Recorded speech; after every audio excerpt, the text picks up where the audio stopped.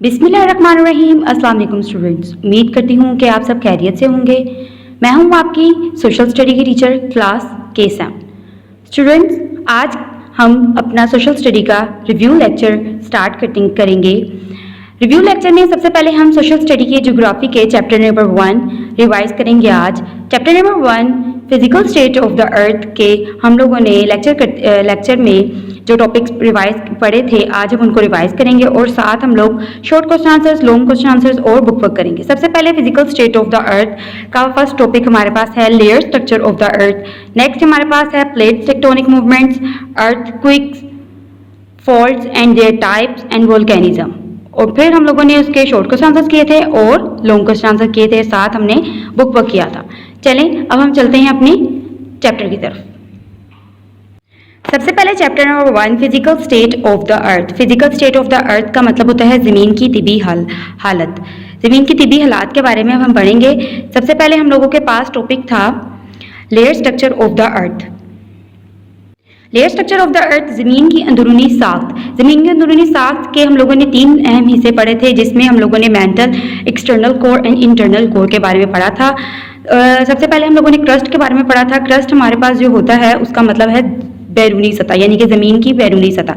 ज़मीन की सतह पानी और खुश्की पर मुश्तमिल है और उसकी मोटाई एक जैसी नहीं है। ज़मीन के सबसे ऊपर और कम मोटाई वाली सतह को क्रस्ट कहते हैं, यानी कि बैरूनी सतह कहा जाता है। नेक्स्ट हमारे पास मेंटल था। मेंटल जो होती है वो ज़मीन की दरमियानी तह होती है। मेंटल की और 2 टाइप्स होती हैं, जैसे कि 2 तहों पर मुश्तमिल होती है मेंटल, अपर मेंटल और लोअर मेंटल। जो बलाई मेंटल के नीचे ज़ेरे मेंटल है जो सख्त और ठोस होती है। ये ज़्यादातर लोहा, सिलिकॉन और मैग्नीशियम के अनासर पर मुश्तमिल होती है। ठीक है, नेक्स्ट हमारे पास कोर था। कोर जो होती है वो मरकज़ है, यानी कि अंदरूनी हिस्सा, ज़मीन का अंदरूनी हिस्सा। मरकज़ के भी 2 हिस्से होते हैं, एक आउटर कोर और इनर कोर, बैरूनी मरकज़ और अंदरूनी मरकज़। नेक्स्ट हमारे पास हम लोगों ने टॉपिक पढ़ा था plates tectonic movements. Plates tectonic movement में हम लोगों ने ये एक बात पढ़ी थी कि मौजूदा बर आज़म कभी एक थे और बर आज़मी हरकत के बायस ये बाद में 7 बर आज़मों में तकसीम हो गए थे। फिर आहिस्ता आहिस्ता ये बड़ा बर आज़म बना था और फिर छोटे हिस्सों प्लेटों में तकसीम हो गया था। 7 मेजर टेक्टोनिक प्लेट्स के बारे में हम लोगों ने पढ़ा था इस चैप्टर में। The big plates of crust are following: Pacific plate, North American plate, South American plate, Eurasian plate, African plate and Australian plate, Antarctica plate. ये 7 प्लेट्स के बारे में हम लोगों ने पढ़ा था कि दुनिया की 7 अहम बड़ी प्लेट्स ये हैं। नेक्स्ट हमारे पास टॉपिक था faults and there types. Fault क्या होता है? ज़मीन में मौजूद बड़ी दरारों को फोल्ड का नाम दिया गया है। और जो पैसिफिक ओशन है उसके प्लेट के चारों तरफ आतिशफशा पहाड़ मौजूद हैं और दुनिया में सबसे ज़्यादा ज़लज़ले भी यहीं आते हैं क्योंकि चारों तरफ दरारें मौजूद हैं, लिहाजा इसको रिंग ऑफ फायर भी कहा जाता है। इस पैराग्राफ में हम लोगों ने ये सारी इन्फॉर्मेशन पढ़ी थी और साथ हम लोगों ने प्लेट बनने का फॉल्ट बनने का अमल अमूमन कमज़ोर जगह पर होता है और फॉल्ट बनने का इलाका फॉल्ट जोन कहलाता है। फॉल्ट जोन में मौजूद दरार को फॉल्ट लाइन भी कहा जाता है। नेक्स्ट हम लोग उसकी टाइप्स पढ़ेंगे। नेक्स्ट हमारे पास फॉल्ट की 3 टाइप्स हैं: नॉर्मल फॉल्ट, ट्रांसफॉर्म फॉल्ट और रिवर्स फॉल्ट। सबसे पहले हम नॉर्मल फॉल्ट के बारे में पढ़ेंगे स्टूडेंट्स। नॉर्मल फॉल्ट में जो हमारे पास ज़मीन का बैरूनी सतह होती है, उसके जो टुकड़े ज़मीन के बैरूनी सतह के टुकड़े मुखालिफ सिमत में जब हरकत करते हैं और बलाई तहों के हट जाने से लावा ज़मीन के कमज़ोर हिस्सों से बाहर आता है तो नॉर्मल फॉल्ट का अमल यानी कि जारी होता है। नेक्स्ट हमारे पास ट्रांसफॉर्म फॉल्ट है। जब प्लेटों के टुकड़े आपस आगे पीछे हरकत करते हैं तो आपस में रगड़ खाते हैं, इस तरह का फॉल्ट ट्रांसफॉर्म फॉल्ट कहलाता है। और इस फॉल्ट में ज़मीन का कोई हिस्सा ऊपर या नीचे हरकत नहीं करता, आगे पीछे से हरकत करते हैं। रिवर्स फॉल्ट, रिवर्स फॉल्ट में इस वक्त बनता है जब प्लेटें एक दूसरे की तरफ हरकत करती हैं। इस तरह दरमियान में दबाव की वजह से ज़लज़ले आते हैं और आतिशफशानी अमल होता है। इस तरह प्लेटों के एक दूसरे के करीब आने से अमूमन पहाड़ भी बनते हैं। स्टूडेंट्स, नेक्स्ट टॉपिक था हमारे पास causes of earthquake, their effects and distribution.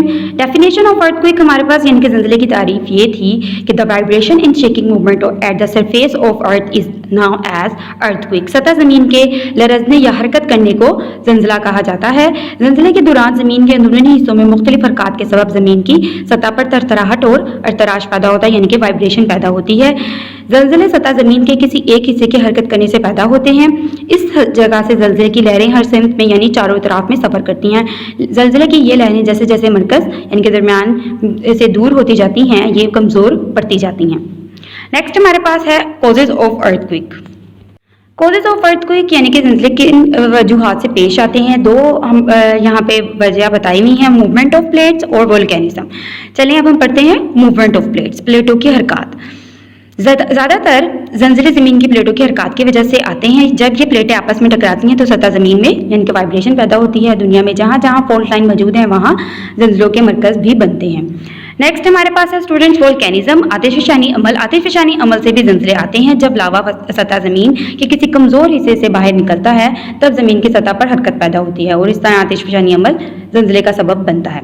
Next हमारे पास है इफेक्ट्स ऑफ अर्थक्वेक के जो असरात यानी कि जंजीलों के बाद असरात होते हैं वो हम पढ़ेंगे। अब जंजीलों से इमारत तबाह हो जाती हैं और लोग ज़ख्मी हो जाते हैं, जानी और माली दोनों नुकसान होते हैं। ज़रापाशी यानी कि जो फसलें होती हैं वो तबाह बर्बाद हो जाती हैं। बिजली और गैस पानी का भी मसला होता है और बिजली और गैस की वजह से आग भी लग जाती है। जंजीले के बाद ऐसी सूरत हाल हो जाती है। स्टूडेंट्स, ये आप लोगों को पिक्चर में दिखाया गया है कि जंजीले के बाद तबाही का मंजर ये होता है। और दो उन्होंने यहाँ पे बताया हुआ जंजीले से सैलाब आने का भी खतरा होता है और सड़कें और पुल वगैरह तबाह बर्बाद हो जाते हैं। नेक्स्ट हमारे पास है instruments and scales use to measure earthquake. जंजीले की पैमाइश वाले आलात और पैमाने। जंजीले की शिद्दत की पैमाइश के लिए एक आला इस्तेमाल किया जाता है जिसे सिस्मोग्राफ कहा जाता है। ये आप लोगों को पिक्चर में भी दिखाया गया है कि इस आले से हम लोग जंजीले की पैमाइश की जाती है, यानी कि जितनी शिद्दत से जंजीला आता है इससे हमें पता चल जाता है कितनी डिग्री से जंजीला आया है। जंजीले की शिद्दत का अंदाज़ा एक और पैमाने से किया जाता है जिसे रिचर स्केल कहा जाता है। इसकी दर्जाबंदी 0 से 9 तक होती है। अगर जंजीले की शिद्दत ज़्यादा हो तो रिचर स्केल पर दर्जा भी ज्यादा आता है। स्टूडेंट्स, नेक्स्ट टॉपिक है हमारे पास वोल्केनिज्म। वोल्केनिज्म यानी कि आतिशफ़शानी अमल। गर्म सियाल मादा मैग्मे की सूरत में जब सतह ज़मीन के किसी कमज़ोर हिस्से से बाहर खारिज होता है तो इसे आतिशफ़शानी अमल कहते हैं। इस अमल के दौरान ज़ेरे ज़मीन में मौजूद आतिशी मादा सतह ज़मीन पर लावे की सूरत में खारिज होता है। इस अमल में मुख्तलिफ चट्टानें, मादे और गैसें भी शामिल होती हैं।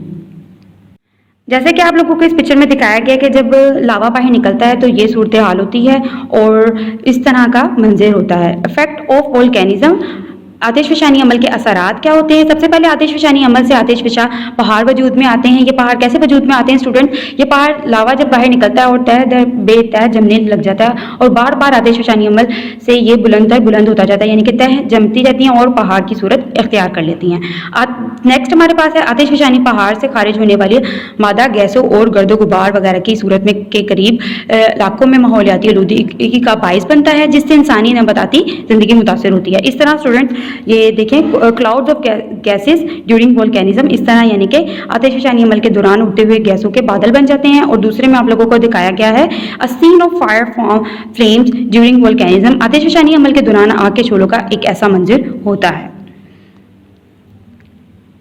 ठीक है, सम टाइम यानी कि बाज़ औक़ात आतिशफ़शानी अमल में मुख्तलिफ गैसों के बादल बड़ी तेज़ी के साथ खारिज होते हैं। दर्जा हरारत के ज़्यादा होने की वजह से आतिशफ़शा पहाड़ का एक हिस्सा धमाके की सूरत में फट जाता है और गैसें दूसरे मादे के साथ तेज़ी से खारिज होती हैं। नेक्स्ट हमारे पास टॉपिक है types of volcanism and their distribution.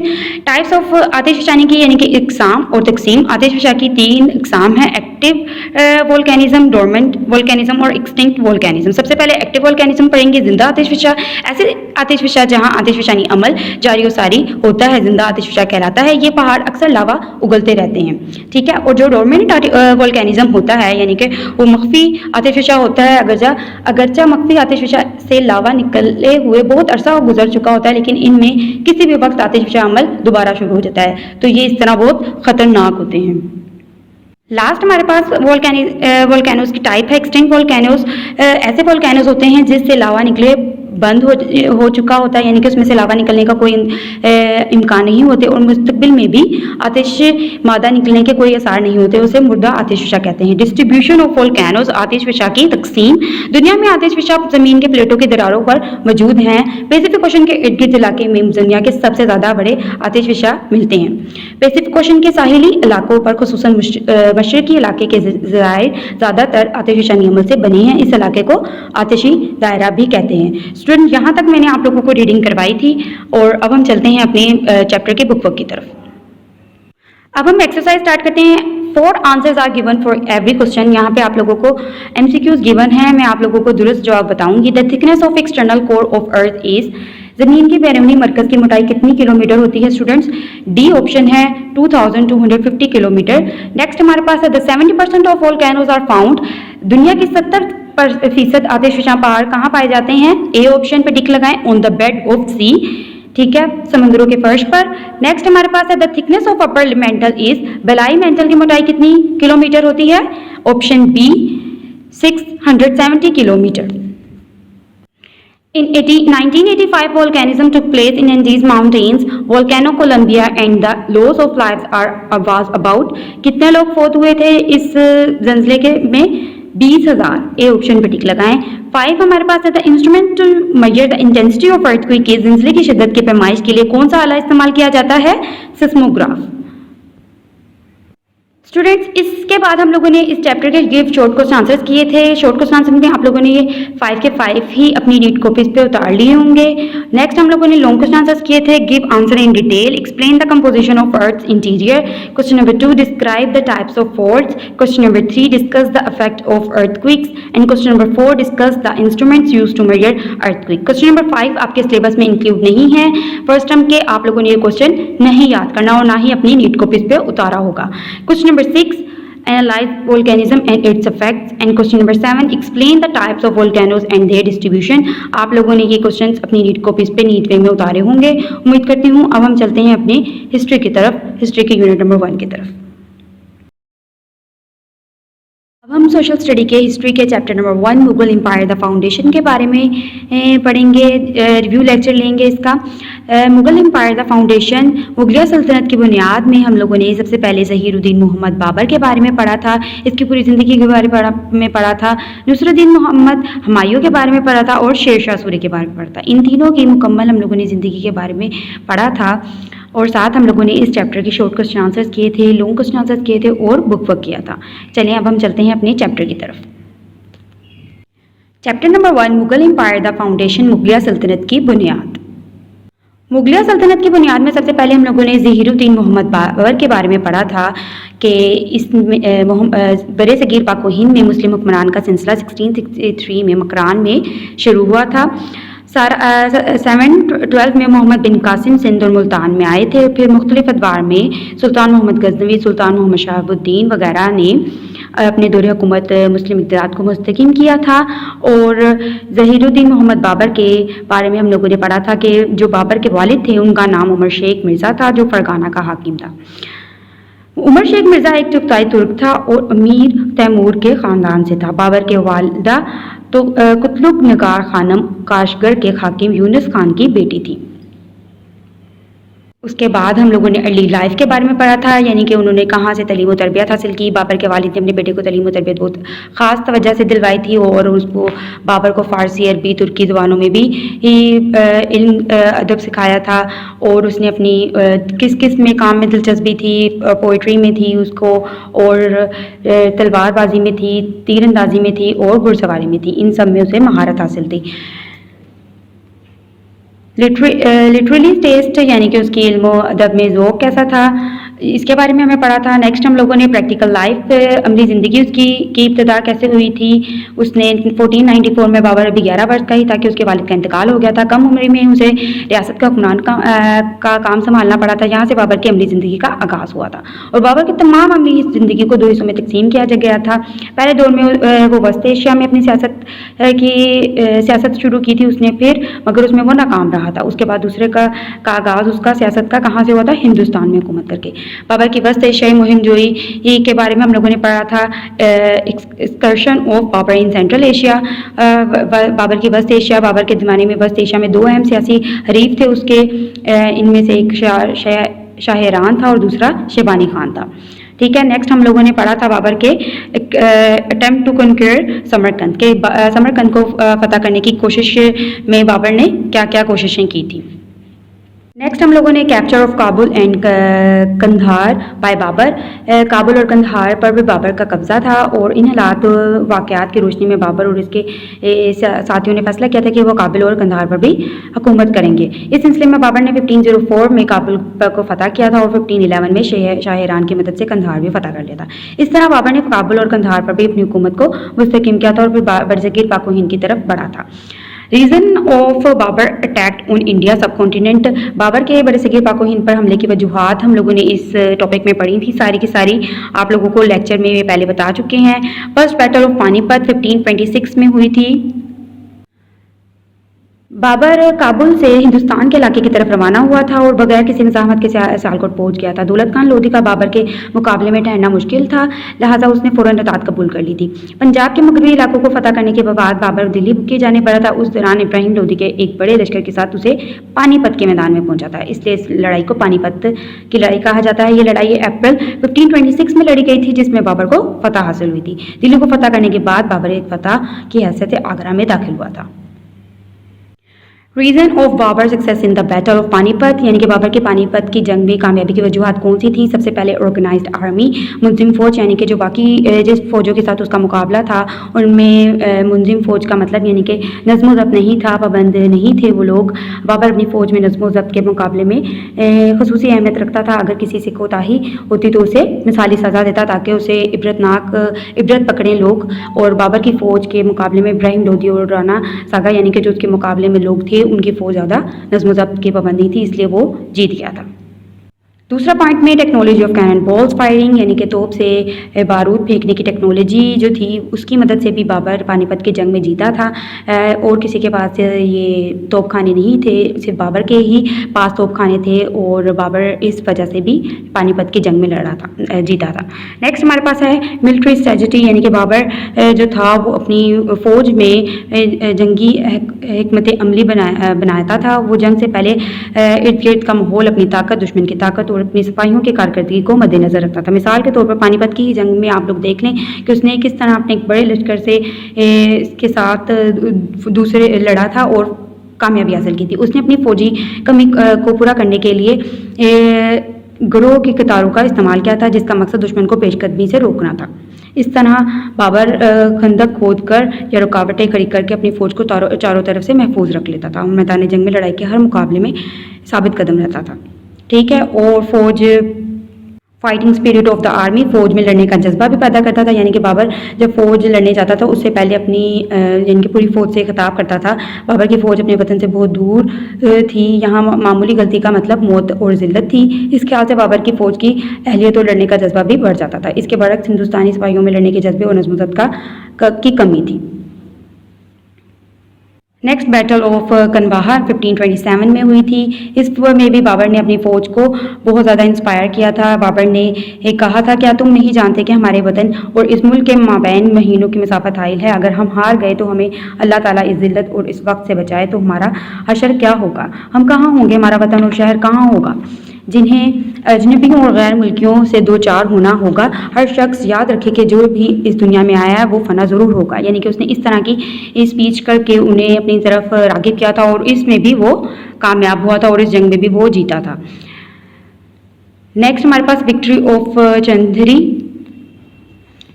Chandri की फतह भी बाबर ने इसी तरह की थी। कनवाहा में कामयाबी के हासिल करने के बाद बाबर ने चंदरी का रुख किया था। यहाँ राना सागा का एक जनरल मौजूद था। बाबर ने 16 सफाई से चंदरी की ज़ेर सल्तनत में लाने की कोशिश की थी, लेकिन मगर नाकाम रहा था। आखिर बाबर ने किले को फतह करने के लिए फरीकीन बहादुरी से लड़ने, मगर जीत बाबर की ही हुई थी। पानीपत और जंगे घाघरा में शिकस्त के बाद अफगानों ने बहार और बंगाल में भी अपनी सियासी और फौजी सरगर्मियों को तेज़ कर दिया था। बाबर इब्राहिम लोधी के भाई ने यहाँ अपनी बादशाहत का ऐलान कर दिया था। बाबर ने इसको भी घेर लिया था और शिकस्त हो गई थी। ठीक है। बाबर का इंतकाल जो हुआ था, डेथ ऑफ बाबर 1530 में हुई थी। बाबर ने एक तवील जद्दोजहद के बाद अपनी इक़्तिदार कायम किया था, उसे सुख का सांस मिला था और 1530 में उसे खालिक हकीकी से जा मिला था। नेक्स्ट हमारे पास Nasiruddin Mohammad Humayun. After the death of Zahiruddin Mohammad Babur his son Nasiruddin Humayun assumed the throne. इनके ज़हीरुद्दीन मोहम्मद बाबर के वफात के बाद उसका बेटा नसरुद्दीन मोहम्मद हुमायूं तख्तनशीन हुआ था। उसने अपनी फिर सल्तनत को संभाला था उसकी, और उसकी भी अर्ली इंतज़ामी मसाइल के बारे में हम पढ़ेंगे, उसके बारे में हम लोगों ने इस पैराग्राफ में सारा पढ़ा था। ठीक है। उसको क्या मसाइल पेश आए थे, एडमिनिस्ट्रेटिव प्रॉब्लम्स उसकी जो थी वो ये थी कि हुकूमत का ख़जाना तकरीबन खाली था। बाबर को जो भी ख़जाना मिलता था वो अपनी बागियों के ख़िलाफ़ लड़ाई और फतूहात पर तामीरात में इस्तेमाल कर चुका था। बाबर एक ताकतवर हुक्मरान था, जबकि हुमायूं को एक कमज़ोर हुक्मरान समझा जाने लगा था। इस वजह से सियासी सूरत हाल में तब्दीली आई थी। हुमायूं को उसके वालिद ने ये वसीयत की थी कि वो हमेशा अपने भाइयों से नेक सलूक रखेगा, यानी कि जो बाबर था वो वसीयत करके गया था हुमायूं को कि वो अपने भाइयों से दुश्मनी वगैरह नहीं लेगा और अपने भाइयों से नेक सलूक करेगा। इस पर अमल करते हुए हुमायूं ने सल्तनत को 4 हिस्सों में तकसीम कर दिया था। मिर्ज़ा कामरान को काबुल और कंधार की हुक्मरानी दी थी। इस तरह अक्सरी और हंदाल को दीगर इलाके दिए थे। इस तरह सल्तनत तकसीम हो गई थी। जब हुमायूं पर मुश्किल वक्त पड़ा था, उसके भाइयों ने उसका साथ नहीं दिया था। Battle with Lodis with and Afghans, लोदियों और अफगानियों से मारकाराई की थी के बारे में हम लोगों ने इसमें पढ़ा था। नेक्स्ट हम लोगों ने failed attempt to revive Humayun as king, Humayun की इक़्तिदार बहाली करने की नाकाम कोशिश ये थी कि हुमायूं ने आगरा पहुंचकर अपने भाई मिर्ज़ा हंदाल की तख्त नशीनी की को खता माफ़ कर दी थी, और उसके बाद उसने अपनी ज़्यादा ताकत जमा करने की कोशिश की थी। इस सिलसिले में उसने अपने रिश्तेदारों से भी मदद की अपील की थी। आखिर हुमायूं ने अपनी बड़ी मेहनत के बाद 40,000 सवाइयों पर एक मुश्तमिल लश्कर तैयार कर ही लिया था, और इस लश्कर को तैयार करने के बाद तैयार करने में अक्सर सियासी सिपाही जो थे वो नातजुर्बाकार थे, यानी कि उन्होंने पहले जंग नहीं लड़ी हुई थी। और शेरशाह जो था वो जब हुमायूं की तैयारी की इत्तला मिली थी कि उसने यानी कि कन्नौज का रुख किया है, तो हुमायूं की आमद से पहले ही वो अपना लश्कर शेरशाह अपनी मनपसंद जगह पर पड़ाव डाल चुका था। और हुमायूं जब यहाँ पहुँचा तो उसे मजबूरन अपना कैंप दूसरी जगह पर लगाना पड़ा था। इस सूरत हाल में बारिश भी शुरू हो गई थी और हुमायूं के कैंप वाली जगह पर पानी भरना शुरू हो गया था। जब हुमायूं के पास सिपाही पानी की वजह से अपनी जगह तब्दील कर रहे थे, तो उस टाइम शेरशाह सूरी ने उन पर हमला किया था, और हुमायूं के सिपाही बगैर लड़े मैदान से भाग निकले थे। क्योंकि उन्होंने पहले भी जंग नहीं लड़ी थी और तजर्बाकार नहीं थे, तो इसलिए हुमायूं को इसमें शिकस्त हुई थी और शेरशाह सूरी इस जंग में जीत गया था। नेक्स्ट हमारा एग्जाम ऑफ हुमायूं, यानी कि हुमायूं की जिलावतनी। हुमायूं ने जिलावतनी जो की थी कन्नौज की लड़ाई में शिकस्त के बाद हुमायूं बड़ी मुश्किल से आगरा पहुंचा था, और शेरशाह उसका ताक़ुब कर रहा था, और हुमायूं ने गिरफ्तारी से बचने के लिए दिल्ली का रुख किया था। आगरा से हुमायूं के निकलते ही शेरशाह ने आगरा पर कब्जा कर लिया था, और दिल्ली में अब रुकना हुमायूं के लिए सख्त खतरे का बाइस था। इसलिए उसने लाहौर की तरफ रवाना होना बेहतर समझा। अब दिल्ली पर भी शेरशाह सूरी का कब्जा था। लाहौर से हुमायूं सिंध पहुंचा और यहाँ से उसने कंधार का रुख किया था। इस ज़माने में उसका भाई मिर्ज़ा अक्सरी कंधार का गवर्नर था। उसने भी उस मुश्किल वक्त में अपने भाई की मदद नहीं की थी, और हुमायूं अपनी जान बचाकर सरहद पार करके ईरान चला गया था। ईरान उस ज़माने में एक मजबूत सल्तनत थी, और मुगलों के साथ ईरान के हुक्मरानी के ताल्लुकात खासे बेहतर थे, इसलिए उन्होंने उसकी मदद की थी। और जब हुमायूं बादशाह के पास पहुंचा तो उसका बड़े पुरतपाक तरीके से इस्तकबाल किया गया था, और हुमायूं को शाही मेहमान के तौर पर ठहराया गया था, यानी कि उन्होंने उसकी मदद की थी। नेक्स्ट हम लोग पढ़ेंगे रिटर्न ऑफ हुमायूं, यानी कि हुमायूं की हिंदुस्तान वापसी कैसे हुई थी। बरसगीर पाक हिंद की तारीख में एक ऐसा बहुत कम हुआ था कि कोई बादशाह यानी कि अपनी सल्तनत को एक बार खो देता था तो दोबारा उसको वो हासिल हो गई थी, लेकिन हुमायूं की कहने गुड लक थी कि उसे दोबारा मिल गई थी। हुमायूं 15 वर्ष हिंदुस्तान से दूर रहा था। इस अरसे में हिंदुस्तान पर एक मजबूत और सही मायनों में एक आदिल बादशाह यानी कि शेरशाह सूरी की सल्तनत रही थी, और उसके ख़ानदान की हुकूमत रही थी। शेरशाह सूरी के इंतकाल के बाद उसका जानशीन इस्लाम शाह सूरी था, और वो एक अच्छा मुंसिफ मगर सख्त गिर बादशाह था, जो उसकी सख्त गिरी से तंग आकर उसके लोगों ने उसे वफादारी नहीं की थी, यानी कि बगावत कर डाली थी। सुबह में खुद मुख्तारी की लहर दौड़ उठी थी, और इस्लाम शाह सूरी की वफात के बाद मुल्क में इंतशार पैदा हो गया था। ये हालात थे जिसमें हुमायूं के लिए कारसाज साबित हुए थे। इसने 1554 में पेशावर पर कब्जा कर लिया था, और यहाँ पर अपनी पोजीशन मजबूत बनाकर लाहौर की तरफ पेशकदमी की थी शुरू कर दी थी। और हुमायूं ने 1555 में लाहौर पर कब्जा करने के बाद दिल्ली में भी कब्जा कर लिया था। यूँ हुमायूं ने अपनी खोई हुई सल्तनत को दोबारा हासिल कर लिया था। डेथ ऑफ हुमायूं 1556 को हुमायूं दिल्ली के पुराने किले में अपनी कुतुबखाने में मुताला कर रहा था कि इतने में मगरिब की नमाज अदा हो गई थी, और वो अपनी नमाज अदा करने के लिए सीढ़ियों से उतर रहा था, और उसका पाँव फिसल गया था। गिरने की वजह से उसके सर पर शदीद चोट लगी थी, जिसकी वजह से उसकी वफात हो गई थी। नेक्स्ट हम पढ़ेंगे शेरशाह सूरी के बारे में। शेरशाह सूरी की इब्तदाई ज़िंदगी के बारे में पढ़ेंगे। शेरशाह सूरी का असल नाम फरीद खान था और उसके वालिद का नाम हसन खान सूरी था। और इसके बारे में हम लोगों ने यानी कि उसके अर्ली लाइफ के बारे में आप लोगों को लेक्चर में पहले बता चुकी हूँ। फिर Sher Shah Suri coming to power, Sher Shah Suri का इक़्तिदार में आना और हुमायूं की जलावतनी के बाद शेरशाह सूरी बंगाल, बहार, जौनपुर यानी कि दिल्ली और आगरा का वाहिद हुक्मरान था मुल्क, मगर उसे अपनी सल्तनत को मतवक्का खतरात से महफूज रखने के लिए, इस्तेकाम देने के लिए मज़ीद फतूहात की ज़रूरत भी थी। और उसने सबसे पहले पंजाब को फ़तह किया था। उस वक्त यहाँ पर हुमायूं के एक भाई की हुकूमत थी, दरियाए इल्म के पार बड़ा उधम मचा रखे थे। ये मुग़लों की तरफदारी थी कि उनको कंट्रोल में रखने के लिए गर्ज से शेरशाह सूरी ने जहलम के करीब रोहतास के मकाम पर एक बहुत बड़ा किला तामीर करवाया था। इस किले पर 50,000 सिपाही मुतय्यन किए गए थे और 1541 to 42 तक में बंगाल और मालवा पर कब्ज़ा करने के बाद शेरशाह ने राजपूताना में कई फतूहात की थी। और यहाँ उसे अपनी जो शेरशाह ने उसे महसूस किया कि इस राजे के बढ़ते हुए असर से किसी भी वक्त उसे खतरा हो सकता है। शेरशाह ने अजमेर शरीफ के करीब राजे के फौजों का सामना किया था और इस लड़ाई में भी फतह हासिल करने के बाद, राजपूतों को शिकस्त देने के बाद, इसके बाद इर्द गिर्द के इलाके जात भी फतह करने के बाद शेरशाह अपनी दारुल-हुकूमत लौट आया था। कलंजर की फतह और शेरशाह का इंतकाल यानी कि conquest of Kalinjar and death of Sher Shah Suri. Sher Shah Suri की डेथ कैसे हुई थी? शेरशाह सूरी ने 1545 में कलंजर पर पूरी ताकत से हमला किया था और किले के दीवारों पर आतिशे गोले फेंके थे और एक गोला दीवार से टकराकर बारूद के ज़ख़ीरे में जा गिरा था और दोबारा तमाम बारूद धमाके से भड़क उठा था। इसमें शेरशाह बुरी तरह झुलस गया था, मगर वो अपने सिपाहियों को मुसलसल किले पर हमला करने का हुक्म देता रहा था। शाम के वक्त किला फतह हो गया, ये खुशखबरी उसे दी गई थी और खुशखबरी सुनकर उसके लबों पर हल्की सी मुस्कुराहट आई थी और इसके साथ ही उसने अपनी जान मालिक हकीकी के सुपुर्द कर दी थी। शेरशाह के मैयत को ससराम लाया गया था और जहाँ उसे एक मकबरे में दफन किया गया था। ये मकबरा शेरशाह सूरी ने अपनी ज़िंदगी में ही तामीर करवाया था और ये स्टूडेंट्स आपको लोगों को इस पिक्चर में मकबरे का दिखाया भी गया है कि ये उसका मकबरा है। नेक्स्ट हम लोगों ने पढ़ा था शेरशाह सूरी एडमिनिस्ट्रेटिव रिफॉर्म, सल्तनत का इंतजाम उसने कैसे चलाया था। सबसे पहले एडमिनिस्ट्रेशन ऑफ द एम्पायर में उसने इन सब को, गवर्नर को, हेड चिकदार को और हेड मनसब को और appointments of officials,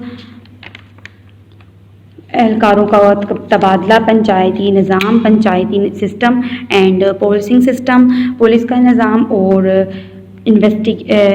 intelligence system, जासूसी का निज़ाम और मिलिट्री फॉर्म, फ़ौजी इस्लाहात, मालियाती निज़ाम यानी कि फाइनेंशियल सिस्टम एंड और लास्ट टॉपिक हमारे पास है टैक्स एंड करेंसी सिस्टम का निज़ाम यानी कि फाइज करके उसने अपनी हुकूमत को ये सब इख्तियार करके अपनी सल्तनत को बहुत अच्छे तरीके से उसने यानी कि कायम किया था और उसकी बहुत अच्छी सिस्टम ऑफ जस्टिस, इंसाफ का भी उसने बहुत ख्याल रखा था। लास्ट हमारे पास टॉपिक था मीन्स ऑफ कम्युनिकेशन, मवासलाती ढांचा। इसमें भी शेरशाह सूरी ने सफ़र को आसान बनाने के लिए बंगाल से खैबर तक का एक शायरा तमीर करवाई थी जिसे GT रोड कहा जाता है। इसमें इसके बारे में हम लोगों ने पढ़ा था सारे में। लास्ट हम लोगों के पास इसका है इंस्ट्रक्शंस ऑफ सोशल वेलफेयर, अवामी बहबूद के अदारे उसने तमीर करवाए थे। शेरशाह एक मामूली हैसियत से सिर्फ अपनी सलाहियतों के बुनियाद पर बड़े सगीर पाक व हिंद का बादशाह बना था।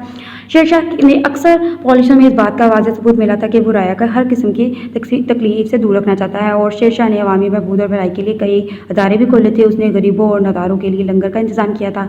यहाँ से कोई भी नादार किसी वक्त भी खाना खाकर जा सकता था और फ्री में यानी कि उन्हें मिलता था। इसके अलावा उसने शेरशाह ने अस्पताल, मदरसे और मकतूब भी खोले थे और आम लोगों पर पढ़ लिख कर ज़िंदगी को बेहतर बनाया था। लास्ट में हम लोगों ने succession of Sher Shah and their downfall, Sher Shah Suri की जानशीनी और उसका जवाल पढ़ा था।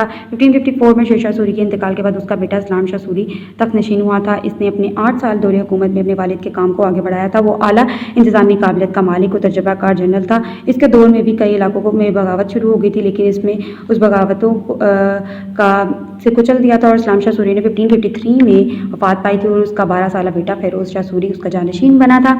मगर उसे इस कामों की उसके मामू ने कत्ल करवा के आदिल शाह के लक़ब से हुकूमत करना शुरू कर दी थी और आदिल शाह एक बुज़दिल इंसान था और हुकूमत का कारोबार चलाने की अहलियत नहीं रखता था। इस अरसे में बड़े सगीर इंतज़ामी और सियासी लिहाज से टूट फूट का शिकार हो गया था। मुल्क में बगावत शुरू हो गई थी और जिस पर आदिल शाह सूरी काबू ना पा सका था। पंजाब में सिकंदर सूरी ने बादशाहत का ऐलान कर दिया था। हुकूमत के दाखिली हालात इंतशारी देखकर हुमायूं का हौसला बढ़ा था और इससे पहले पंजाब में सिकंदर सूरी को शिकस्त देकर फिर आगे बढ़कर दिल्ली और आगरा पर कब्जा कर लिया था। हुमायूं के वफात के बाद उसका बेटा अकबर तक नशीन हुआ था। इस तरह ये चैप्टर की हम लोगों ने रीडिंग मुकम्मल की थी। अब हम चलते हैं इस चैप्टर के बुक वर्क की तरफ। सबसे पहले हम लोगों ने MCQs किए थे। Battle of Panipat was fought in which year? 1526. The first person who used the technology of firing gunpowder through cannon, Zahiruddin Muhammad Babur. After facing defeat in the Battle of Kannauj, Humayun reached Agra. In 1545, Sher Shah Suri attacked in Kalanjar. In 1545, after the death of Sher Shah Suri, who was enthroned, Islam Shah Suri. फिर हम लोगों ने filling the blanks पढ़ी थी। इन 1526 AD Zahiruddin Muhammad Babur defeated Sultan Ibrahim Lodi in the Battle of Panipat and founded the Mughal Empire. Second है Islam Shah Suri died in 1553 AD. Sher Shah Suri used to transfer his official after every 2 or 3 years. Kanwaha Humayun led a great expedition against Afghans. Sher Shah started from a humble status and through his capabilities become the ruler of subcontinent. उसके बाद हम लोगों ने true false किए थे। Muslim rule in the subcontinent began in 633 AD from Makran. True. Zahiruddin Mohammad Babur was born in Kabul 1508 AD। गलत। False. Sher Shah Suri directly supervised his army। True. In 1545 AD, on the death of Sher Shah Suri, his son Islam Shah Suri was enthroned। True. Head of province was called a Mansuf। False. उसके बाद आप लोगों ने matching करनी है। Matching में आप लोगों ने जिसके साथ जिसको मैच करना है आप लोग मैच भी कर सकते हैं और आगे कॉलम सी में भी उसका आंसर लिख सकते हैं। इसके बाद हम लोगों ने write down short question answers of the following question. हम लोगों ने ये क्वेश्चन आंसर्स किए थे स्टूडेंट्स। 5 के 5 आप लोगों को क्वेश्चंस करवाए गए थे। आप लोगों ने उम्मीद करती हूँ नीट कॉपीज पे उतार लिए होंगे। उसके बाद आप लोगों को इस चैप्टर के लॉन्ग क्वेश्चन आंसर्स करवाए थे। लॉन्ग क्वेश्चन आंसर्स भी आप लोगों को 6 क्वेश्चन करवाए थे।